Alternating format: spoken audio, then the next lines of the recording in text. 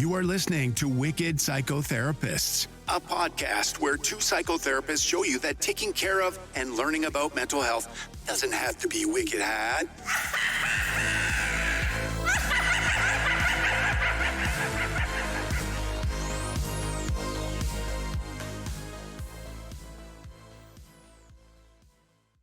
Hi, everyone. This is Tanya. Hi, this is Erin, and welcome to Wicked Psychotherapists. Yes, welcome. So today we are going to be talking about an 80s cult favorite, something that all you Gen Xers and probably some late millennials will love, The Breakfast Club. So we thought this would be really cool to talk about in terms of mental health and all the different roles that are in this movie, as well as just some aspects of high schoolism. I think it would be good. Just going back to the 80s is always fun for us. So yeah. I don't know why in my head at first I was thinking it was early 90s, late 80s, but I think it was like 1985. Yeah, it was, I think it was 1985, 1986 or something. Yeah. Yeah. But yeah, it's a classic. I mean, it's one that when people are from that era, they usually know it. You either know it or you don't, kind of thing. Mm-hmm. So I know that this was a big movie in my house growing up. One of my sisters is still obsessed with it. And just all the different characters that are in it, all the people that are famous in it, that are, actors and everything. It's really interesting to kind of take a look at it in terms of mental health, because it certainly is something I think we can all relate to, or we can at least relate to one character, if not multiple ones in there. But I did want to ask, first, how do you feel about the movie? What's your take on it? Like, when did you first watch it? Any memories of watching it? I think I probably first saw it. I don't think I saw it in the movie theater because I would have been in sixth grade. No, not even sixth grade. I definitely remember.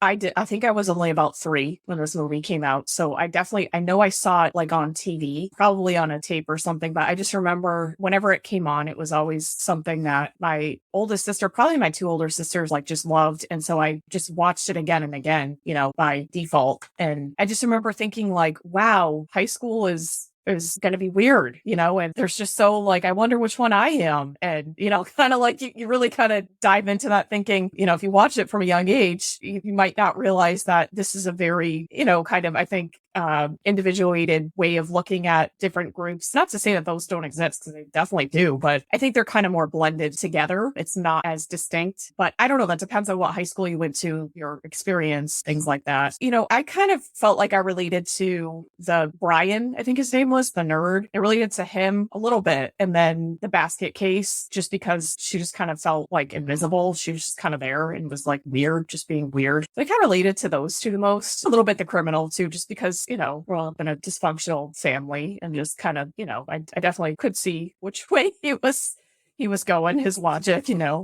but what did you relate to any of the characters? Yeah, I think probably when I watched it, I probably did relate more to the basket case and the criminal of the two. And I think probably similar to, no, Dad, what about you? That part is oh yeah, I've seen that. I've seen that in my household, and that seems very familiar. And the basket case did recognize as myself. I mean, I wasn't making sugar sandwiches or anything, but I do the feeling of being ignored or not seen, or just trying to, I was going to say get attention, but just be noticed.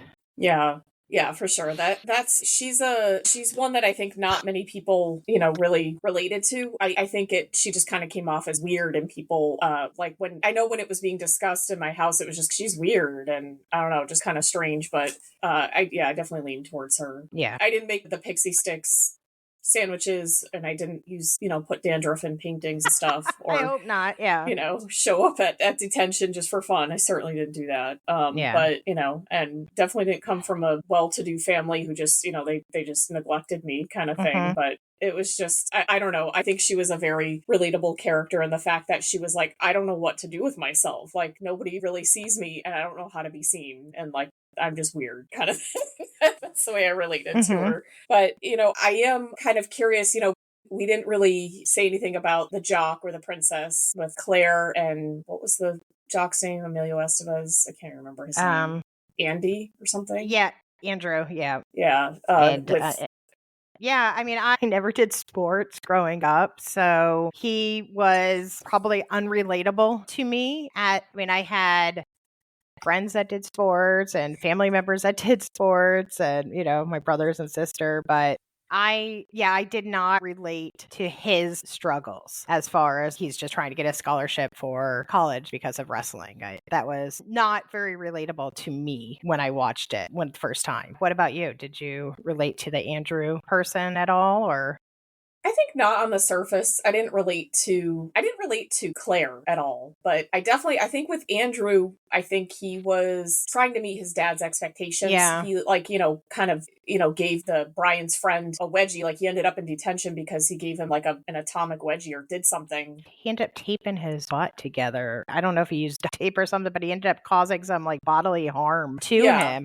I think like with Anne's character, I related to him more. Like he seemed kinder at the end, and Claire still pretty much annoyed me, even though supposedly everyone changed at the end. I felt like she was still in a different socioeconomical class and just really difficult. Just even how everyone else's has like their bag lunch, and she has a whole presentation with her sushi. Yes.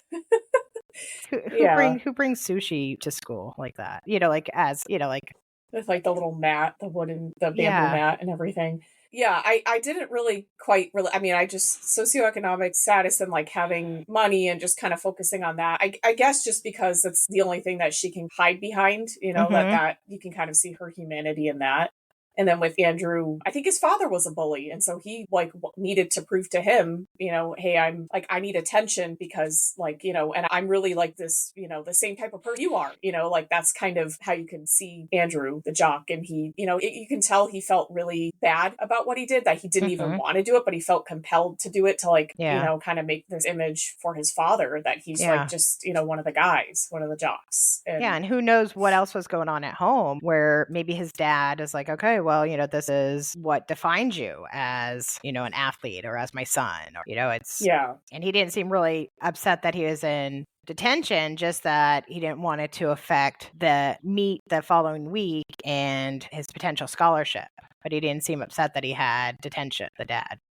Yeah, just for his career. But Andrew himself was like, I hate it. Like, I hate, he just kind of hates everything about this role that he's been given. And, I think similarly with Claire, I think she's, this is kind of what I have and I can't let anybody see behind it kind of thing, which was why it was such a big deal when she did the whole lipstick trick. It was like a vulnerability of her showing, I don't know, some side of her that maybe, would have looked uncouth or whatever, kind of in a different light. And so it was really interesting to me because I don't think I could relate to them when I was growing up at all, but actually looking back, I can see that they were all just kind of hiding behind what they were given, right. And it was kind of like Claire and Andy were the two that were given the most power seemingly in the school, but they didn't even like the roles that they had. And they really didn't have much else because they didn't fit in anywhere else.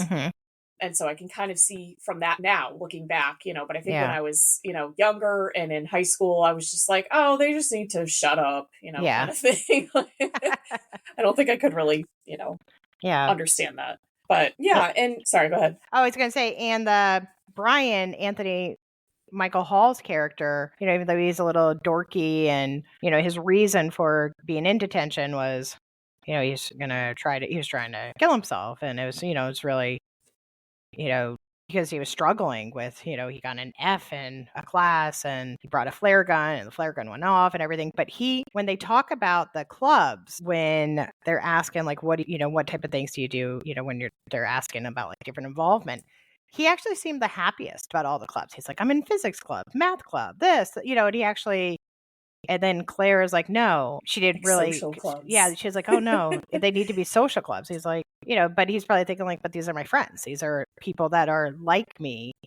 And even though, he did seem a little dorky and he was struggling emotionally for his reason for being in detention, he actually seems like he is trying to connect with people in school in a different way. He has a, kind of different outlook on it than the princess Claire, and the fact that you hear that he's really under a lot of pressure to be something specific too, that he really cannot his one kind of claim to fame or his one role in high school is feeling like, oh, I get good grades. I maintain this, I'm smart. And the insecurity of like, say, maybe the jock, or other people looking on that may pick on them is that, oh, you think you know so much. It's so easy for you. You kind of know it all, even though there's this huge struggle that he has, with kind of feeling like I need to get all A's, and, nobody really sees that part. And to the point where he has serious, he has suicidal ideations, basically. Yeah. He's, kind of thinking about like, I just want it to all end. He brings like a flare gun, I think, to school.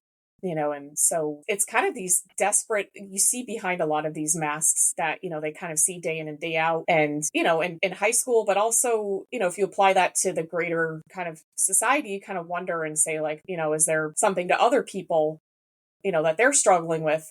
But I think nowadays with TikTok and like, I think there's almost an oversaturation of kind of what's behind our thinking, kind of thing. I almost think it's kind of gone the opposite way since that point where we don't really talk about mental health. And now, not to say that we talk about mental health too much, but almost like we are trying to figure ourselves out at this meta level, I think, and it's put out on, TikTok, social media, to the point where I feel like you can almost understand someone too much, and it's, kind of really almost inundated with it, which I'm not making a judgment one way or the other, but it's not something like, if somebody said, oh, I'm struggling and I feel this way. I think back then in around, the mid 80s, people would have been like, oh, boo-hoo, you have such a, kind of tough life. Right. Whereas now it might be like, oh, you might want to go talk to someone, kind of thing. Like they would recognize that. Well, one thing I was actually impressed when I rewatched the movie, when he was talking about like, this is why I ended up in detention, because I got this F. I planned on doing this to myself, but the flare gun went off, but at first, everybody's really listening. You could see their faces change, and they seem very physically upset and just really concerned for him and concerned that he would do this. And this is a virtual stranger. They just met him like a couple hours before, and they realize that he's human. And, you could tell, like, all these tough exteriors all of a sudden just soften. And then he talks about, when the flare gun goes off, and then they, one of them starts giggling because it's funny, the flare gun. He brought a flare gun to school. And then he starts laughing, and then they all start laughing, and it just lightens it up, But I was, I know it's a movie, but I was impressed that they all just had compassion towards him. Yeah, that was pretty amazing, considering that they carry these roles around and they kind of had to leave them and put them down and kind of see each other for who they were behind those everyday masks, and to be able to kind of validate it and say like, okay, this is actually tough for this person. This is not something that I don't need to be defensive against this, because this has nothing to do with me. This is actually about everybody's kind of struggle in general in high school and in finding yourself and maybe in life kind of all the way through. But, I was in that, I was kind of wondering, do you feel like there were any misrepresentations or things that maybe weren't really well represented in terms of either the roles, the characters, or something in the movie itself, or something kind of like ridiculous? Like, for instance, I think it was, and I think most people would agree with this, I think it was kind of stupid the way the detention was set up, and they were like climbing up in the ceiling, and like they were locked into, well, nowadays, I guess they would not be able to lock kids into a building.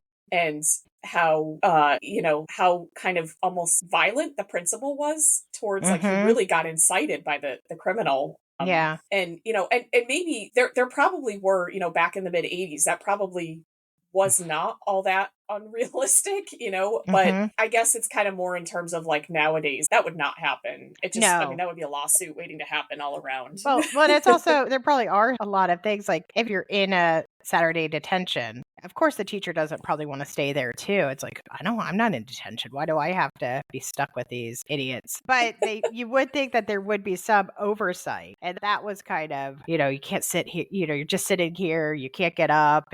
But not having the principal in there, or why does the principal have to be the one to watch them? Why isn't it another teacher or someone else? It just, that seemed a little unrealistic to me. Like, why would the principal be the person who oversees Saturday detention? Yeah, I mean, there's definitely discrepancies, and that might be different depending on what school you went to, like if there's enough money for staff and all that stuff. But I really don't know. Like I said, I'm very out of touch with youth and stuff, and now I really have no idea. But that's just, that's my gut feeling, is that there's, And the fact that their characters are so defined. They're in these like very extreme categories. Like there is the nerd, the princess, the criminal, the basket case, you know, and I just think it's very much nowadays it feels like it's more kind of blended, although I still think there is definitely clicky rules and cliques and everything. Oh, yeah.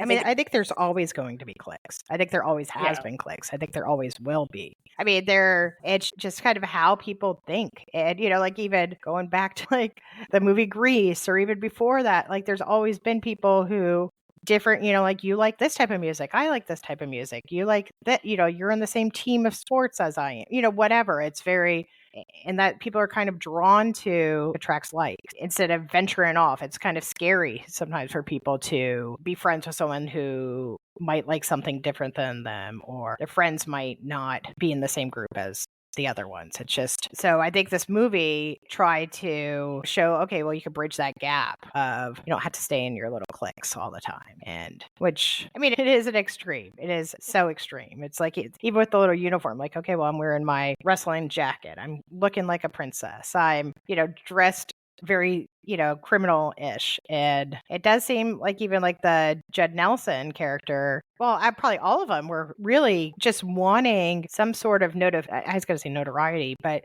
just wanting to be noticed by someone.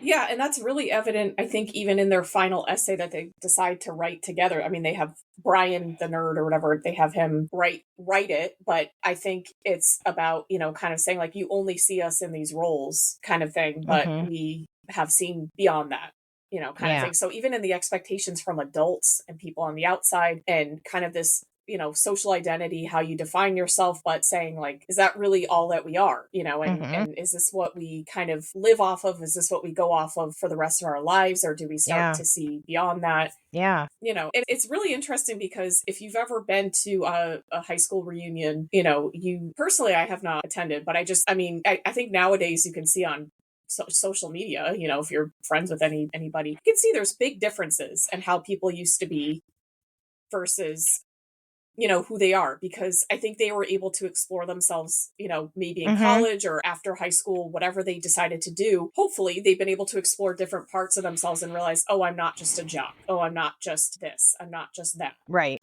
And, you know, and to be able to diversify that and to say, hey, I'm actually like kind of complex and I'm made up of things, you know, that are more than just one category or a couple of categories. Yeah. I do still know of people that still do define, like if I see them from high school or if they happen to message me on, you know, I don't know, Facebook, which I don't even use anymore, but if they do, they still think of me as high school Tanya. They really don't want to know me beyond that.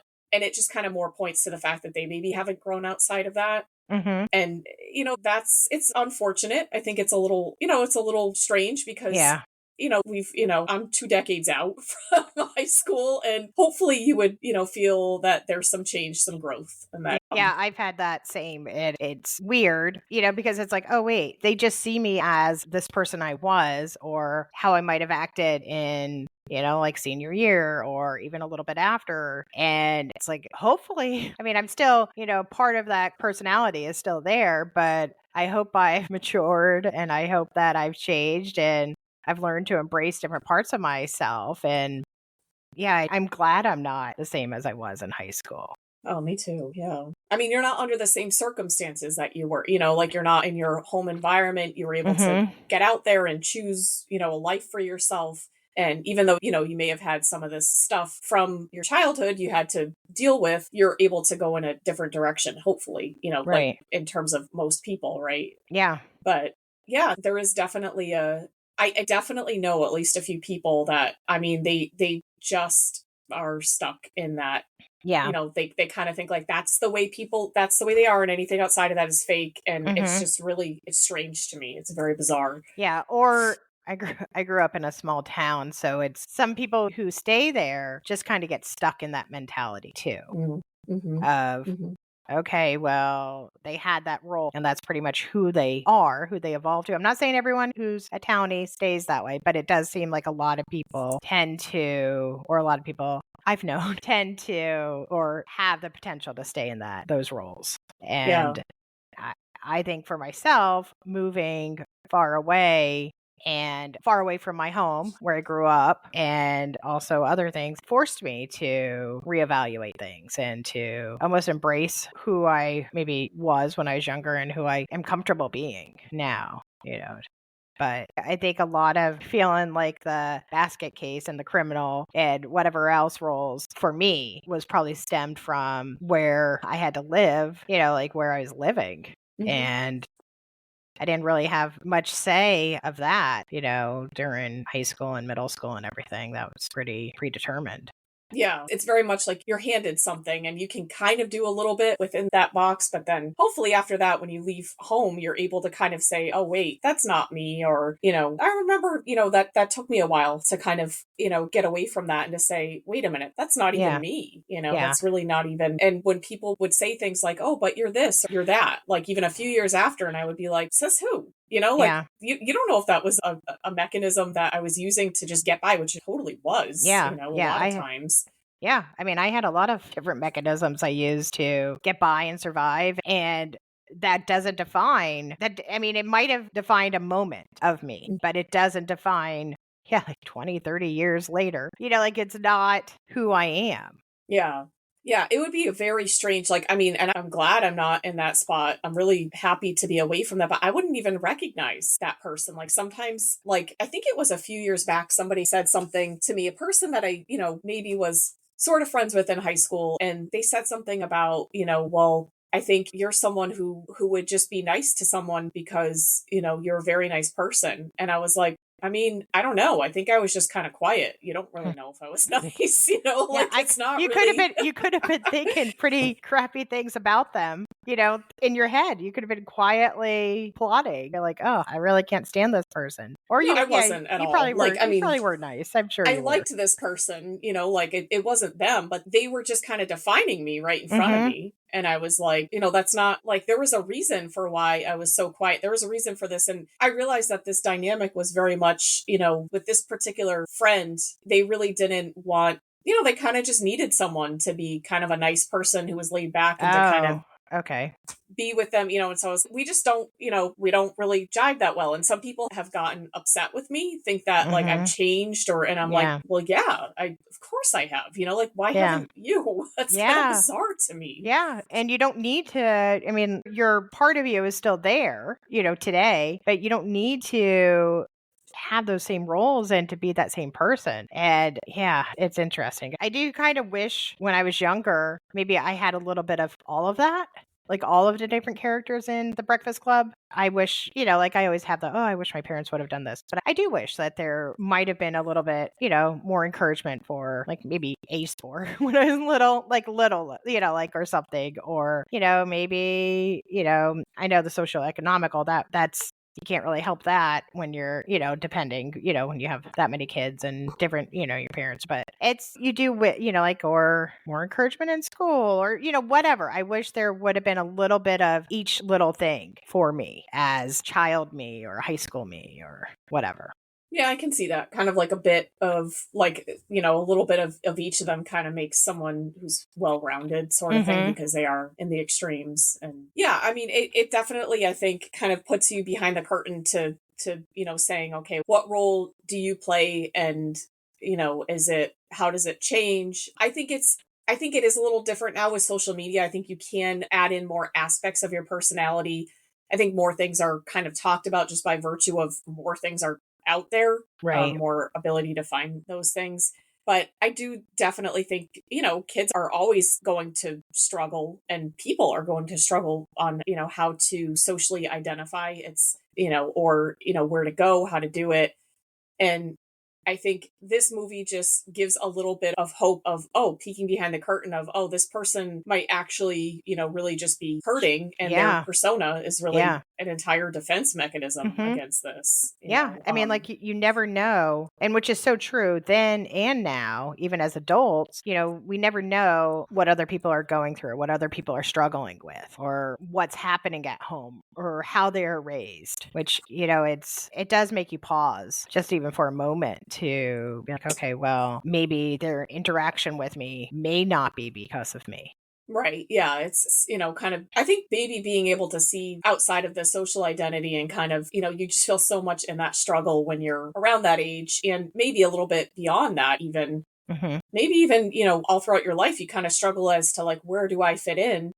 And this is kind of the first place that you see, but it doesn't have to be defined by that. It doesn't have to, you don't have to stick to being, someone who is living up to your father's expectations or your parents' expectations in grades or, being the same type of vapid personality like the princess or, struggling to just even be a person because you don't get that at home, Yeah. like figuring out how to define yourself and how you do want to be seen. Yeah. That's a really big statement, isn't it? How to be and how to, be a person and figuring that out. Because some families, you're not encouraged individualization. You're encouraged, okay, well, just follow what I'm doing, follow the steps that we do, stay quiet or join this or do that without really choice. The lack of choice can really affect a person too, and not really remembering that they're a person.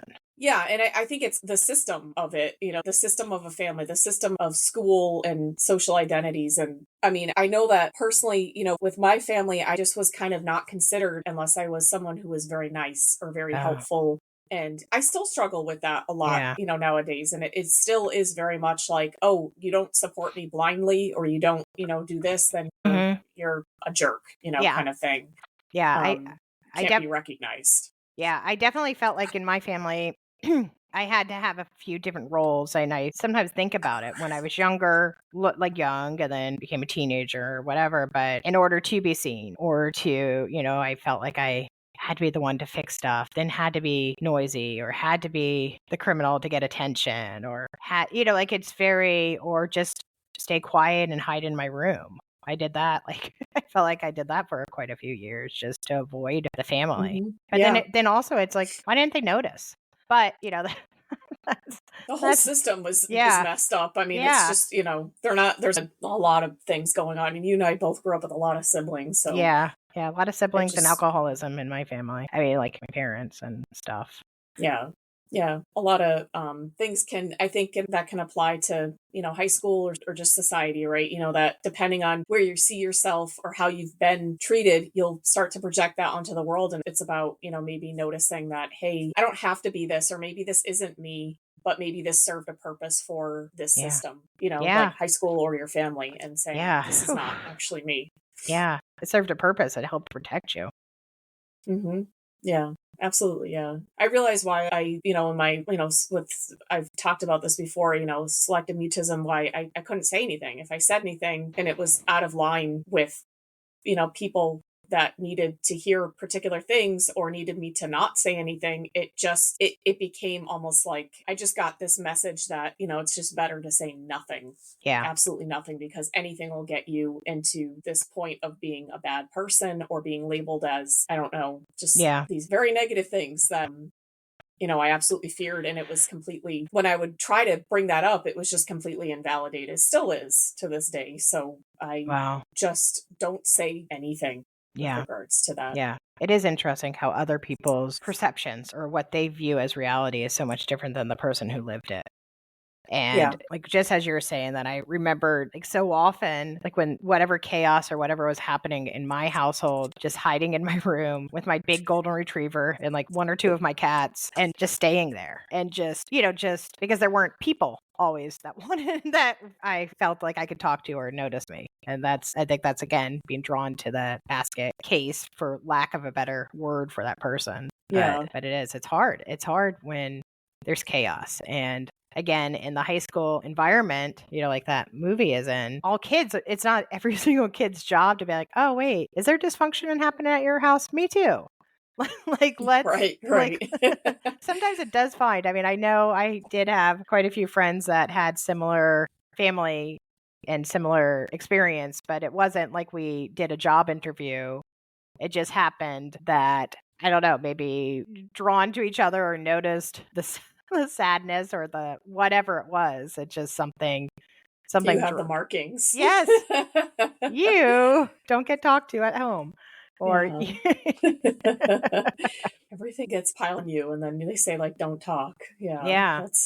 or when you do finally yell or scream at home, it's like, whoa, what's that? You're crazy. You yeah, must be wow, crazy. slow down. You must have a lot of anger issues. It's like, well, it's 15 years of, like whatever age you're at, it's like, I gotta let it out somehow. It's going to come out in a very odd, bizarre way. But again, it's not knowing each other's context, and that's what really, I feel like that's what is really important in mental health, is understanding people's context, not to make an excuse, but to understand how can I best represent this and what I want to say, what I want to communicate, who I want to be. Yeah. And how I want to show that, or should I not engage in these things? And I think that is a good takeaway from this movie, to kind of say like, oh, you can see a common thread between all of these kids and all of people, that are in this environment that where they're supposed to be defined and take on these roles. Yeah. And I think that's also what was so interesting and almost shocking at that time, because you look at them physically, they all look different. They all come from different places. They all have different friend groups. But after 8 hours, they ended up managing to go deep and kind of cut all those layers and figure out like, oh, wait, we all have this little level of dysfunction that we're dealing with. And this is how we process it at school, or this is why we overachieve or underachieve, or we bully, or we, it's interesting. And I still think the movie held up. There was some parts that I had to fast forward while I was watching it. I ended up watching it this morning before our taping, but it still holds up. I mean, the music is great, and I think I've been singing the "Don't You Forget About Me" song for the past week. Yeah. And I mean, it's still. I don't think I realized how old Judd Nelson looked in the movie. Oh yeah, until I'm watching it as an adult, because as a kid, I remember watching it and thinking like, oh, he's so dreamy. Again, we all know my experience with, I mean, come on, Niles from Frasier. Yeah, but I remember thinking like, oh, wow, he's so dreamy. But I was kind of torn because I already had a big crush on Emilio Estevez because I loved Outsiders. Yeah. So I don't know if he'd already been in Young Guns, but I already was like swooning over him. And then, but then I remember like as a kid thinking like, oh, Judd Nelson is so, cool. But then watching it, as an adult watching it, I was like, holy cow, he looks old. And I had to Google it, and he was 25, but oh, wow. Molly Ringwald was 17, and Anthony Michael Hall was 17, and Ali Sheedy and Emilio Estevez were both like 22 or 23. But he must have been that sounds about right. But he looked like a very old 25. But also, they didn't have as much filtering as they do now. They probably didn't have like all the different lenses, like the filters over the lenses while they're filming, and so everyone's airbrushed, and they were probably trying to make him look kind of like trashy and everything, so they probably didn't want to put much like makeup on him. But when you go back, you almost kind of think, now, like if you were seeing it first time now, you might think, oh man, is this guy going to end up being that he's not even going to high school? He's just a weird adult that's just kind of it's going like back to school. Yeah, like 21 Jump Street. Like sometimes when you looked at it, it's like Richard Grieco looked like he was like 50. Yeah, like some of the. Yep. It's like Johnny Depp looked good though. I mean, he did. He did, and it's funny. I think we went. But even then, they still look older. I mean, I think a lot of people now look a lot younger. Yeah, just than like they do at that age. Yeah, like back then. Like if you watch 90210, what is that? Ian, whatever the blonde curly head. Yeah, he looked like he was like 30, like in a high school. And he probably was. And so was Andrea or whatever. She was very much. Yeah, she was 30 something. I think she was the oldest person. But she was like. She kind of looked really old, but they also dressed her like a school marm. And yeah. It's funny. I didn't notice this back then, but when I look back, I'm like, oh my God. Yeah, I didn't notice it either, because it's like, okay, well, she's just kind of frumpy, or he's just cool with his big, like Judd Nelson with his big trench coat and his boots, but then it's like, oh my gosh, I wonder if it was hard for him to play like a 17 or 16-year-old kid when he's like 26 or 25, however, or 50. I don't know how old I mean, I think he was like either 20s. He looked a lot old. Like, watching it, I was like, holy cow, he looks so much older than everybody. So he'd be like in his 60s now. Yeah, I think he is. I Oh, don't know. wow. I don't know how old he is. The last time I saw him, he made a guest appearance on Two and a Half Men with Charlie Sheen, which is Emilio Estevez's Yeah, because brother. and well, they kind of look alike, don't they? Like, I think that's because Charlie Sheen always like played like the bad guy too. Like in like, wasn't he in like St. Elmo's Fire, or was that Rob Lowe? I Maybe think that Rob was Lowe. Rob Lowe. He was in like, I think Charlie Sheen was in like Platoon. Yeah, he was always kind of like a, a scruffy, like, badass kind of guy. Yeah. That didn't follow the rules. And it's the same in Two and a Half Men. But Yeah. yeah, that's the last time I saw him, which is probably like 15 years ago. I don't even know what else he's been in. I was trying to see but he's, it's, I don't know. Yeah, because it's funny. I was thinking this morning, I was like, oh yeah, okay, Judd Nelson. He did all of those movies with the kids being taken. I was thinking Liam Neeson. And I was like, what are you talking about with the kids being taken? It's like, what is wrong with me? Because I was like, oh yeah, he had a really great film career after Breakfast Club. I don't know what I was thinking. I was like, oh yeah, Judd Nelson. And then I was thinking Liam Neeson's name was Judd Nelson. I don't know. I had like a weird Nelson. Yeah, maybe. I just had like a weird brain flop this morning. But so age, he is 64 years old today. I mean, not today. It's not his birthday. His birthday is in November. But yeah, he's 64 years old. Wow. Judd Nelson, not Liam Neeson. I don't know how old he is. It's so strange to just kind of look back and just to know the ages of people that you thought were like 16, although apparently they were 25 even back then. Yeah. And then you're already watching the movie. Like, I think I was watching it in the early 90s, so that's even like 7 years after. So he's in his 30s by the time I was watching it. I'm thinking he's like 16. Yeah. I must have watched it because I think it came out in 85. Mm-hmm. And so it was either 8th grade or freshman year was probably the first time I watched it. Yeah. I'm pretty sure I watched. I mean, I think when it first came out, I was 3. Yeah, so I don't wouldn't be. I mean, yeah, that would be pretty inappropriate. It was probably on, like, whenever it came to TV. Yeah, it seemed like things came to TV quicker, but maybe they didn't. I don't know. We didn't really go see things in theater too much. I mean, I remember seeing E.T. in the theater, but I don't know. All very, all this talk about mental health, the 80s, and, how old people were is just so Gen X. It is, isn't it? Very existential. We're very existential thought process of what was, what could be, what. Yeah, it's very. Yeah. But yeah, it is very Gen X, and I'm sorry if and if you're not Gen X or not around this time, this is a really good.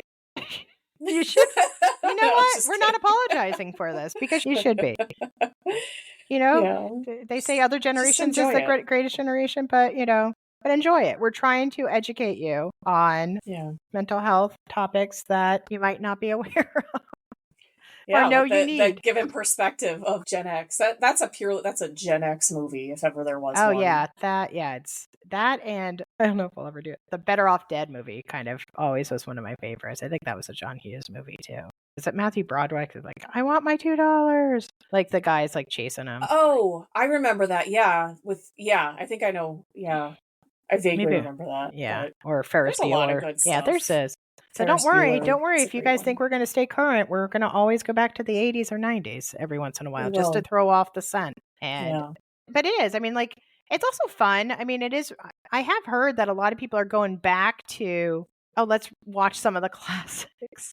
Let's watch, and a lot of people are, because just like with music and stuff, it's important to know generations and different things. Yeah, I think to know where everything kind of, because I think one generation after the next is a branch off of the other. It's a response from the other generation. Yeah. So it's kind of good to know like where everything echoes, and I mean, it's history. So, Gen X, get to know them. Yeah, that's true.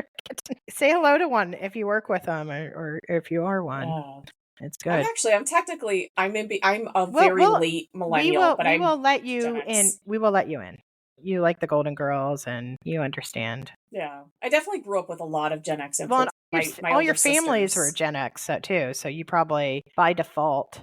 And yeah, it's weird. The 2 oldest or the 3 oldest, I guess. Yeah. Yeah, very much Gen X.